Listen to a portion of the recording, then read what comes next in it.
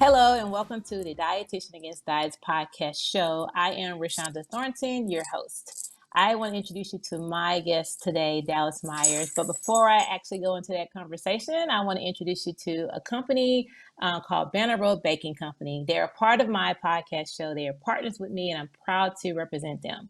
One of the reasons why I'm proud to represent them is that they kind of base their quality off of 5 different pillars. Number one, all their ingredients are organic.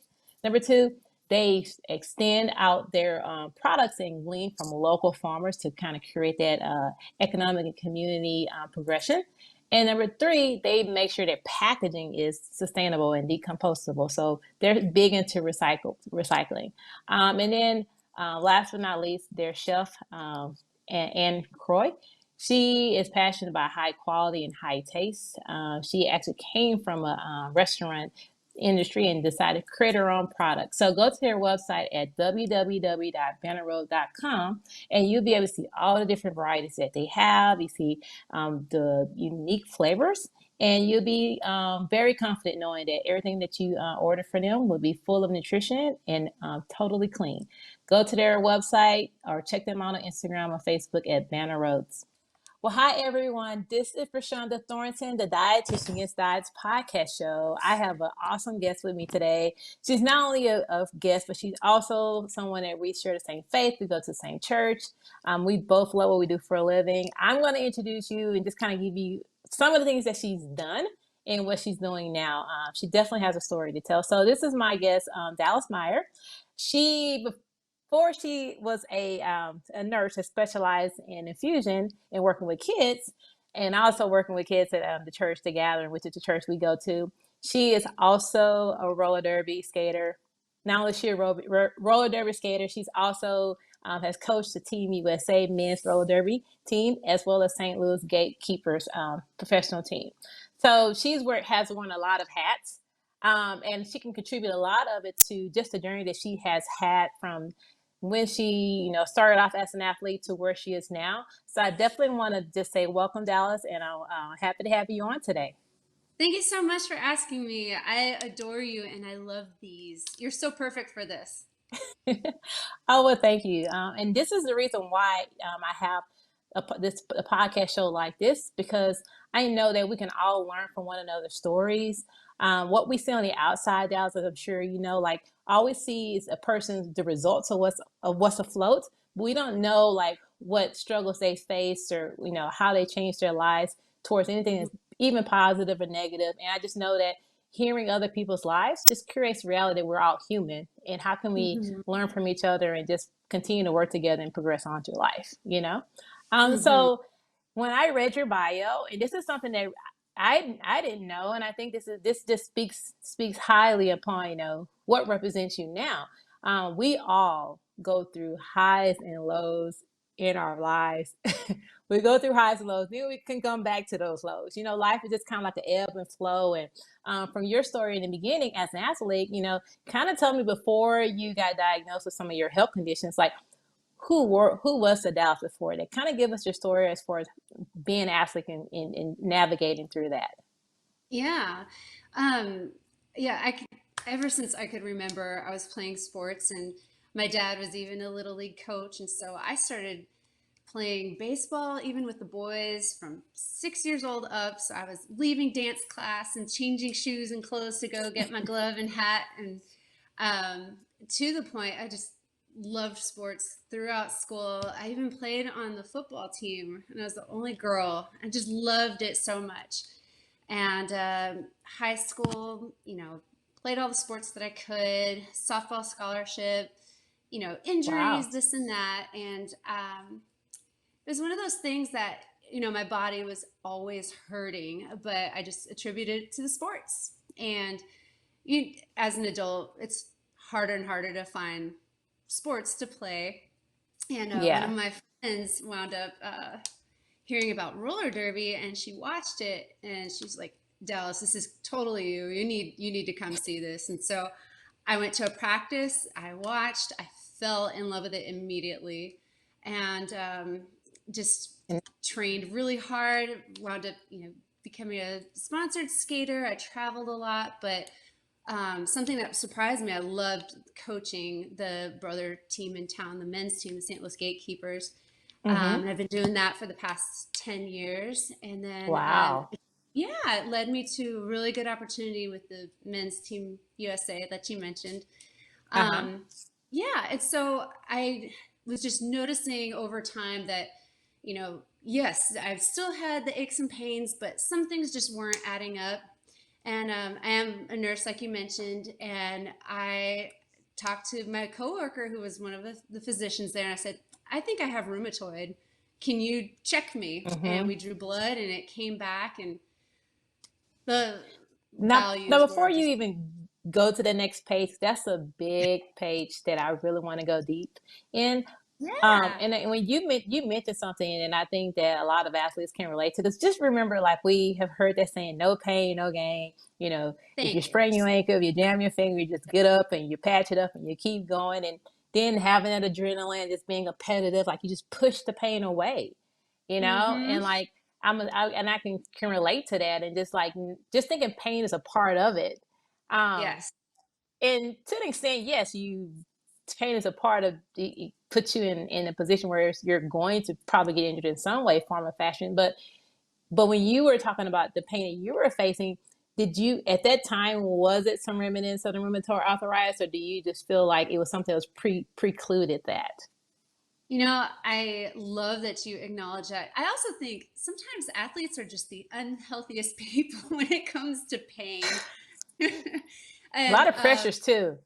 it is. And with rheumatoid being an inflammatory autoimmune disorder, stress absolutely adds to the flares, and they're physically manifested, and it's not just in our heads. And it was one of those things that, like, my body was just like whoosh, a workhorse, and I'm just like, we're gonna push through this. We've got stuff to do. We're gonna push Yep, through this. you're healed You through it. Yeah. you get it. You get Mm-hmm. it.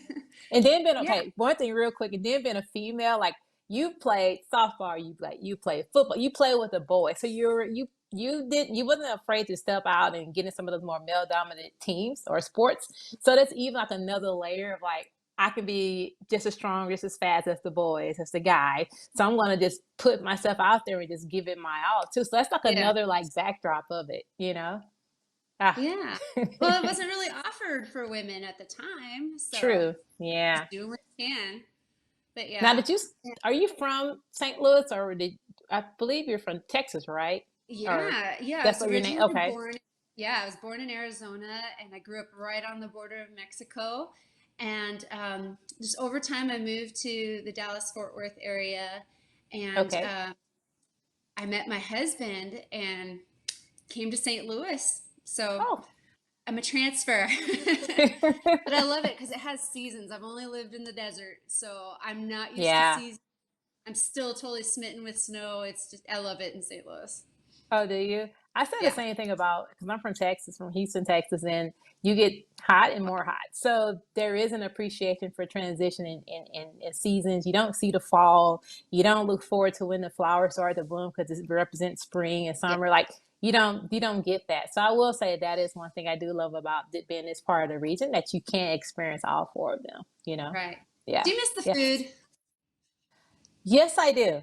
So, and you say you live on the border, right? So you know about Mexican food, you know about Tex-Mex, and yeah, that's one thing too. I say here when I moved here, I have yet to find an authentic Mexican restaurant. We just So need to go on a tour. We'll just yeah, take a restaurant tour when all this clears up, and we'll figure it out. I concur. Yes, very true. So you got here to St. Louis, and Mhm. well, prior to moving here to St. Louis, that's when you did all your traveling coaching. Was before you moved to St. Louis, or when you after you got here?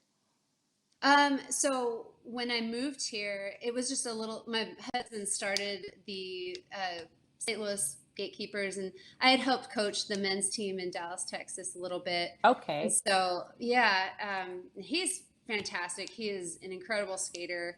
Um, I I just adore him. I have such a crush on him still.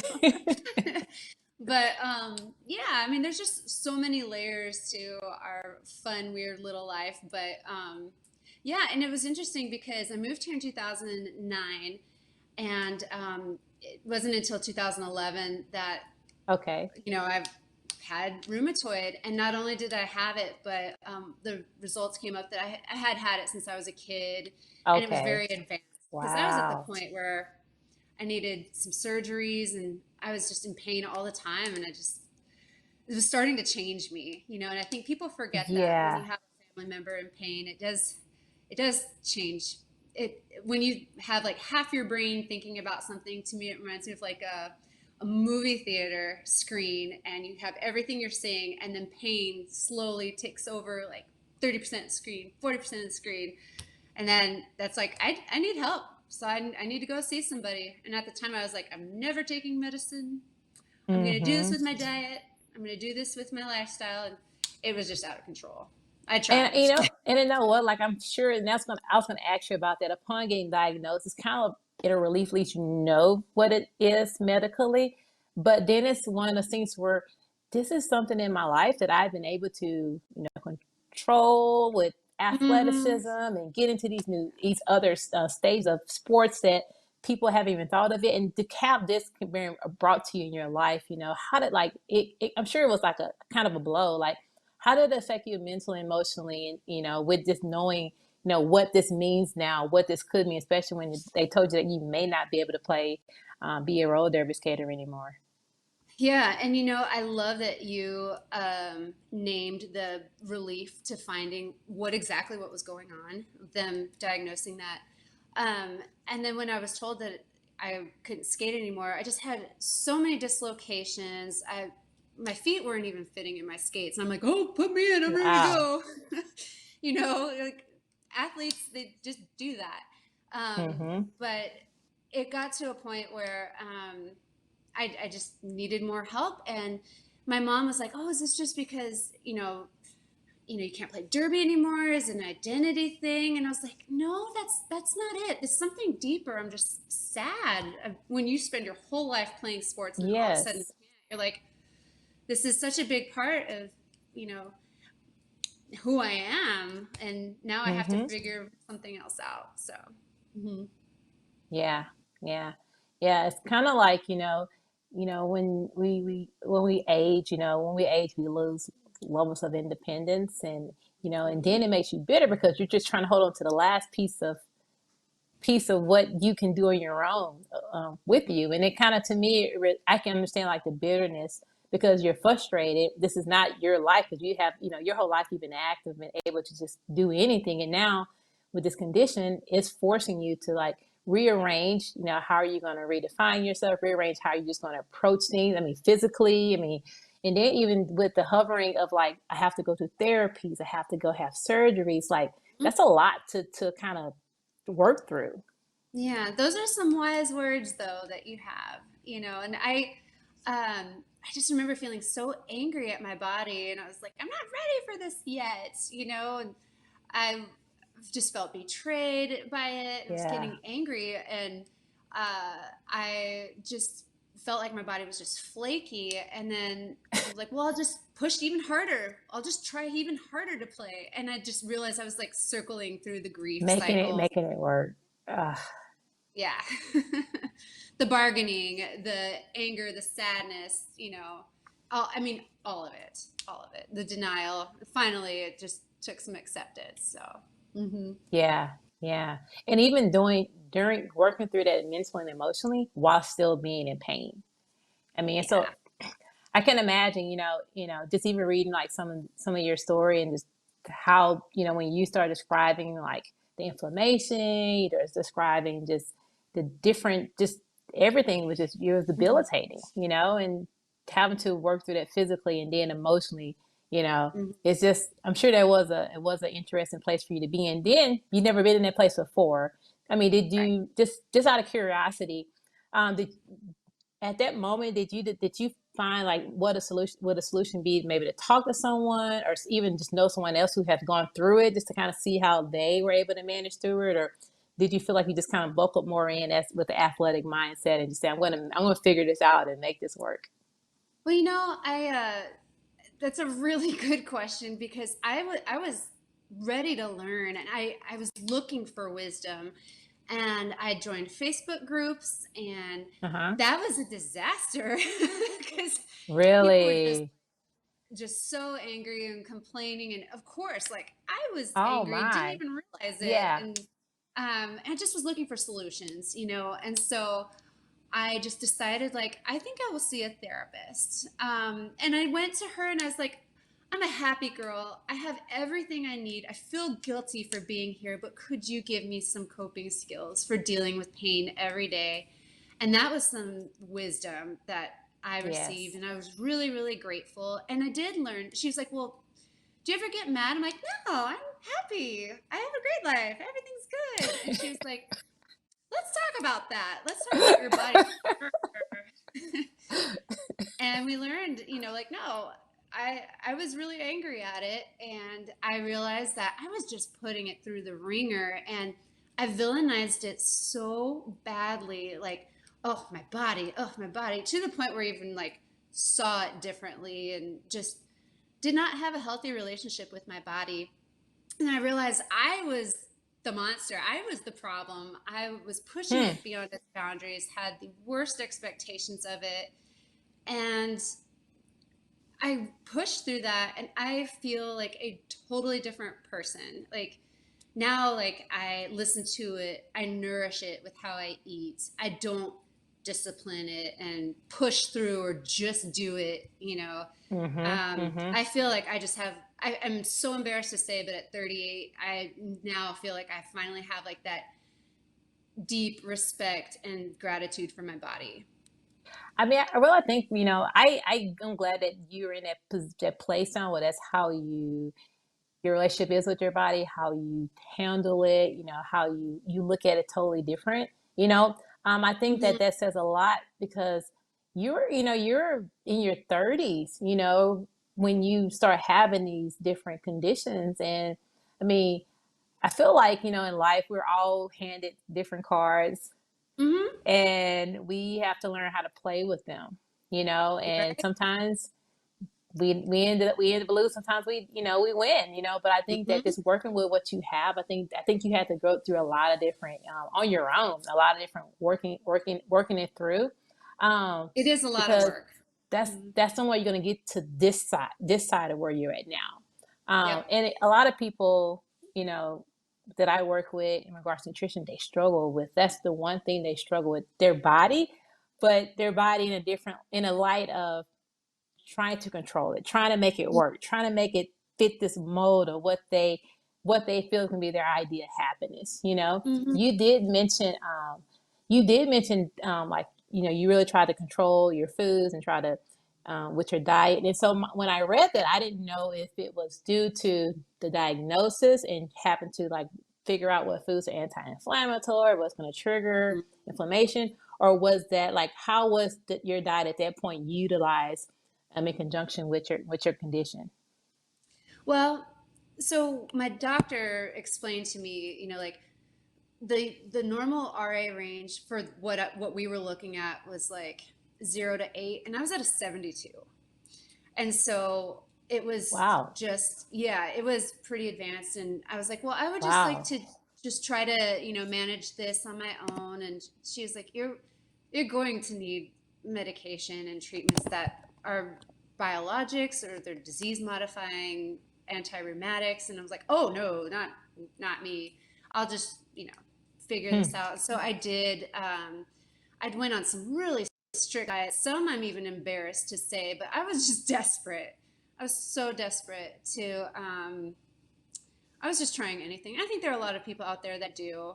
And again, I was not Yes. mentally ready at that time. Like, I was not nourishing my body, you know. And anything super restrictive, I just found that it just like was like lighter fluid. It just flared me up. And yeah, that was Yeah. hard. That was a hard lesson to learn. Yeah. Hmm. And that's what I was going to say. Like a lot of times when we make restrictions or we create our own rules, we it's a reflection of just how we're trying to like just the goal is to create a structure. That's the goal, right? But we don't know how to create that structure. And what ends up happening is that We find ourselves living like we find ourselves doing the opposite of what we're trying to do. Like you were changing Hmm. you're restricting your foods in hopes to increase your enhance your health, keep your Right. body intact, keep it thriving. But at the same simultaneously, it was just kind of oxymoron. You were actually doing things to deprive your body ability to Yeah. heal itself and to cope with and to manage the arthritis. And what probably happened, like a lot of people, when you try to control it or just try to figure out your way, you end up kind of going backwards because then it puts more stress on you. Then you feel, you get more frustrated, and you kind of look at it as a formula. If I do X, Y, Z, then this is going to come out versus let me listen to my body. Let me learn how to best care for my body. A chiropractor said this to me a while ago, Dallas, and he said something that is so clear. He said the body heals itself. And so like understanding that the body will heal itself, you just give it the tools it needs to heal itself. And I Hmm. think to me, that's when you were talking about nourishing your body, like you start looking at it like in that light versus I'm going to try to do it my way versus just understanding what your body needs. Right. Do you feel like where you're at now and some of the new things you incorporate into your life or the change you incorporate into your life has been a reflection of just learning how to pause, care for yourself, do things that you feel is just going to be beneficial to you? 100%. And where were you like 5 or 6 years ago?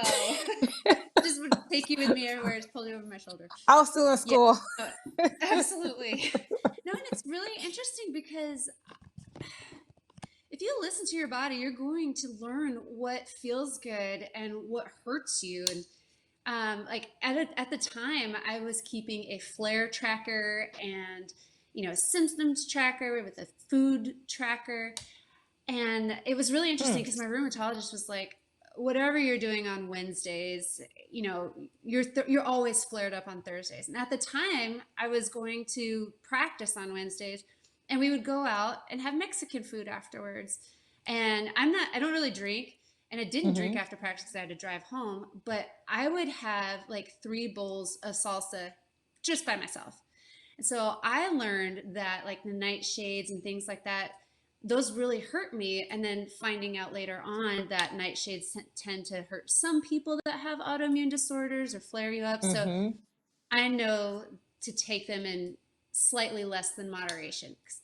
Girl, I love salsa. Yeah. Being from Texas, that was everywhere.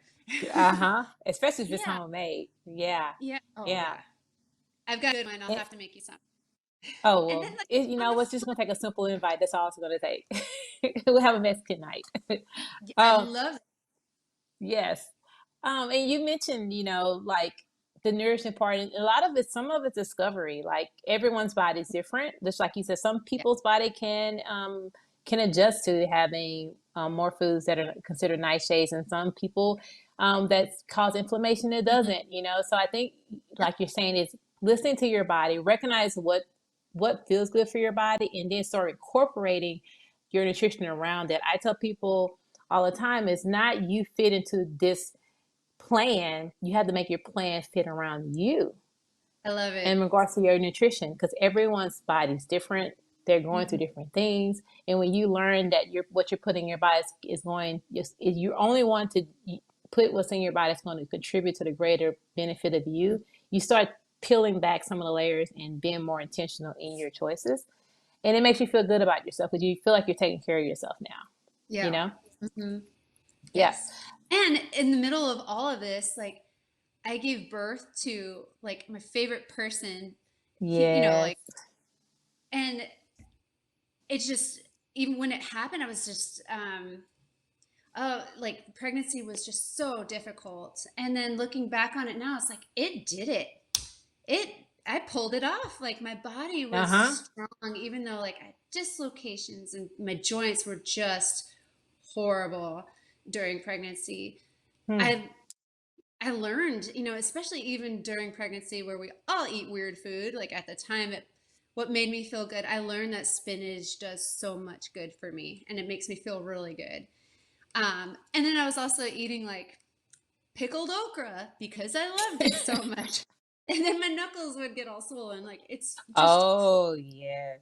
But just Yeah. learning over time what makes your Hmm. body feel good. Like I know that if I eat large amounts of processed food, I just start, my knees will swell or my fingers will swell.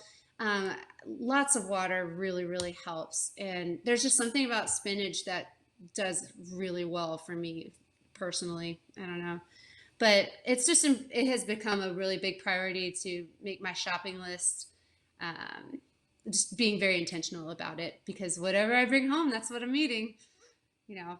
And kids' food, there's so much junk out there. And the first few years when Gage was eating, uh, it's easy and tempting to just like want to raid goldfish and like there's some junkier food out there marketed to kids. It's kind of a bummer. And so, like, now kind of teaching him what's good, what's bad, how to make smoothies, how to wash vegetables, like, and this is a big turn for me, you know? Yeah. So it's just been really nice being able to have these conversations with Gage, my son, just to, Hmm. that he has that in his tool belt, just growing up. I want him to honor his body and listen to it and not see it as a machine or something like a, I if I had this as a child, you know, who knows? Hmm. Who knows? Yeah. So, And I agree. And I just think, with with people understanding more things being more accessible as far as information, research coming mhm, out about things that we didn't know when we were kids, I think exactly. we're equipped to now be that generation that helps our younger generation. So we don't have Hmm. a generation of kids saying they're picky eaters and kids that are not familiar with eating certain fruits and vegetables. I Hmm. believe that, as a parent myself, like you surround your child with that, and you change their palates. I always say you're in control of your child's palate, not the Right. fast food restaurants, not the sugar filled, things in the grocery store. And you'll find that they'll appreciate those types of food, and they hopefully will inherit some of those healthier habits, you know. Right. And what's interesting is, as an athlete, there was like a certain calorie intake I had to meet every day. There was a certain output I had to meet every day to feel strong and to do this. And I remember trying to, like, there was one time when I was watching like a Cirque du Soleil act, and this person came out and like did flips in the air and then landed on the ground. And it was this beautiful, like, built gymnast. And I was like, Mm-hmm.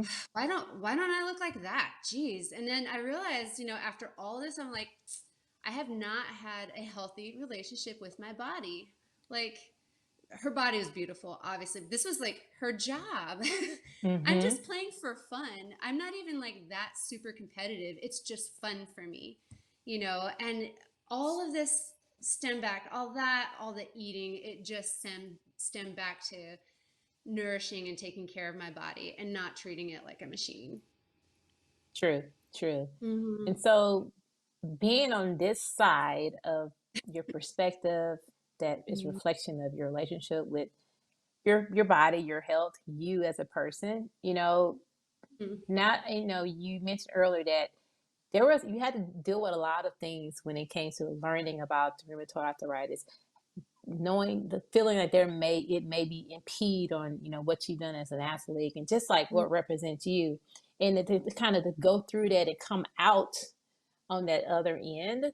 How Hmm. have you felt like this has reflected in just the way that you not just handle yourself, but handle others, being more, have more empathy for others when you see them struggling with, their, because it's body image is what we Absolutely. struggle with, Absolutely. and we, like you said, with the professional, the gymnasts at Cirque du Soleil, we compare ourselves to others all the time, with subconsciously, Yes. and I know that that's kind of the root of why we have restrictive diets, why we try to force our body to mold the way we want. But now that you're on the other end, you just have to kind of like release that, like let that go, and just Hmm. try the new approach emotionally. How have you felt it reflected in just the way you look at life and the people that are Um, around you?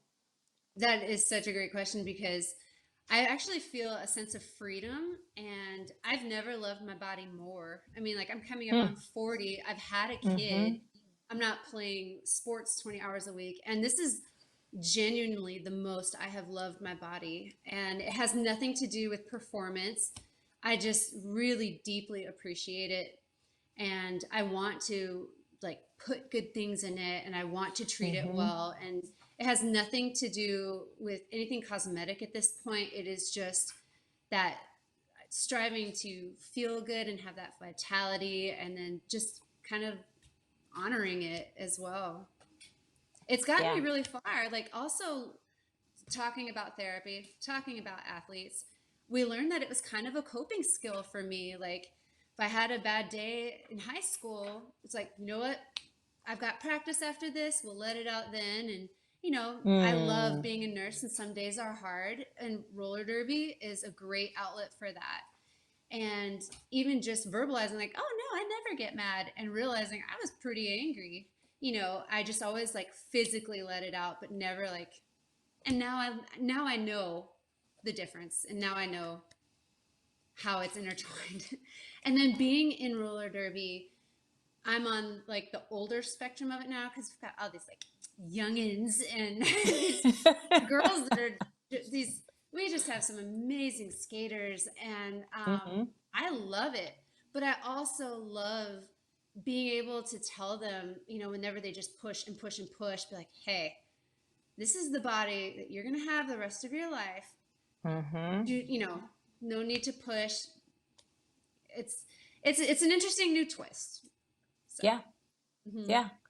And like, I mean, I think that because you went through all of this and you know what it is to be an athlete and going through those different, like say, coping mechanisms, you see it in other people, and you want to Mhm. help them to also, look at, enjoy your abilities now, but Yeah. also keep in mind, like, make sure you taking care of your body. Like, don't ever let anything trump you taking care of your body. If your body's aching, you may need to rest. If your body Yeah. is feeling like it's low in energy, you have to feed it. Like, this is all Mhm. you have, and how can this? What's there's life past your sport. There's life past that, and how do you want to feel about yourself, and how do you want your body to feel when you get into those further stages in your life. You said one thing that stood out to me. You said you fight for your life now, you know, and so it's interesting you use that word, because I think when someone hears it, they're thinking you're still trying to like push through and make it happen. But fight can be looked at in a variety of ways, you know? Yeah. And so how would you coin your definition of like fighting for your life? I will tell you, and then it does look very different. And I love that you brought that up. Fighting is changing my, like, structuring my life in a way that I get enough sleep, the planning that it takes for as far as like quality meals and eating well, and then having that time at home with my husband and my son for the stress relief and just being and not basing anything of my value or worth on what I produce, whether it's through sports or work or even at church, and what I can just give, give, give, give, give. But it is also being educated about my disease. It's Mm-hmm. also fighting can also be advocating for myself, like learning about a new drug that could help me and researching it, asking my physician, having a team, um, advocating to get like even down to hand therapy. My hand therapy changed everything about how I can work and do things. I have some metal in my hands now, but Mm-hmm. it's just all about not when I think about fighting, to me it's just not sitting back and be like, I have a chronic disease that I'm just these are the cards I've been dealt, so I'm gonna sit back and just let it happen to me. I Yeah. don't want that. And it's so easy to do. It's super Mm-hmm. easy to do. You can use it as a crutch. You can use it as your reason not Yeah. to. It's Yeah. it's right there. Everyone who would hear your story like, oh, take it easy on yourself, and you Mm-hmm. know, and when you say fight for your life, like fight doesn't mean it's combative. Fight means Mm-hmm. you're equipping yourself. You're Mm-hmm. putting in place everything to make sure that your life lives on and as healthy as you can. So like when you said fight for your life, I didn't, I love that you said that, but I know there's layers underneath to what that means. It's Mm-hmm. just not the surface. I'm going to fight for my life. Mm-hmm. And then again, you got to realize you only, you have one life. And Mm-hmm. so And one by educating yourself, one. So everything from educating yourself, listening to it, treating it well, like say loving it, like mm-hmm. that's how you, and it's how you can keep, you were blessed with, and just help it Mm-hmm. reflect, reflect who you are, and use that to influence others as well, Dallas. Like every time I see you at church, we have never got a chance to have that one-on-one coffee, but it's always a spirit that I see in you, and it's just genuine. It's non-threatening. No one's posturing. It's just a smile, and it's just a loving feeling. I And think I not and I and you. well, maybe. Everybody is so drawn to you. Yeah, I mean, and honestly, like that's how I live my life. Like I, you once you learn and you understand about, how to love yourself, and loving yourself doesn't mean you buy clothes for yourself all the time and get to be in the nicest car. Loving yourself means you decide how you're going to treat your body, how you're going to move your body, what kind of thoughts are you telling yourself? Like, are you listening to yourself and getting that rest? Are you being able to say no sometimes? I mean, that's all a part of it. And that's what I see, that out of you and what you've done over the last couple of years. So yeah. You just Yeah. have so much wisdom. Ugh. Well, I definitely know being in your position, again, I commend you for just being able to share your story. Again, people don't see this on the outside, but to me, it reflects strength, it reflects patience, and it reflects love. So, you know, for those who are out there and you've known of Dallis, or you've seen Dallis or met Dallis, I want you to kind of really know the lady behind the story, and just the way that you still shine that light, even though you had these struggles that you had to face. So that's pretty heavy, Dallis. I appreciate you coming on today. That's so nice of you. Thank you. Yes, And you're we're gonna get welcome. our coffee soon when all this is Yes, over. we are. We're gonna get our coffee. We're gonna get our Mexican food. We're gonna get it all. Just do it all. Yep, yep, yep. Well, Do the best. everyone, I just heard Dallis Meyer on here. You may have seen her, with her helmet on in some type of roller derby competition or coaching. But understand her heart and the things that she's gone through, and let her story, be a lesson to you, and whatever's in your life, and how can you use the cards you were dealt to put out your best hand. So again, this is Rashonda Thornton, the Dietitian Against Diets. Take care of yourself, love yourselves, and know you have one opportunity in this world to live the best life you can. And how can you do it and reflect self-care and self-love? Thank you guys, and I'll see you next week. Take care. Well, I hope you guys enjoyed that great conversation. Great inspirational story. And none of this would have been possible without companies, organizations such as Undeniably Dairy, which is underneath the Midwest Dairy Council. They are focused on providing dairy products that are high in nutrients to make sure you're getting at least 9 essential nutrients in one glass of milk or one serving of dairy products. I can create the list for you, and being a dietitian, let me just give you my stamp of approval, because I understand the high quality of nutrients that you're getting from those foods and their products. Not only that, learn about who they are, what they represent, know who their farmers are, the passion behind their farmers, the care they give to their cows, which transitions into the care that they're giving to their products. Go to their website at www.dairygood. Learn their stories, find some cool recipes, and just get familiar with what you're buying and what's in your refrigerator. Find them also on Instagram at Dairy Good, and you can find them on Facebook at Midwest Dairy. Have a great evening, and talk to you guys again.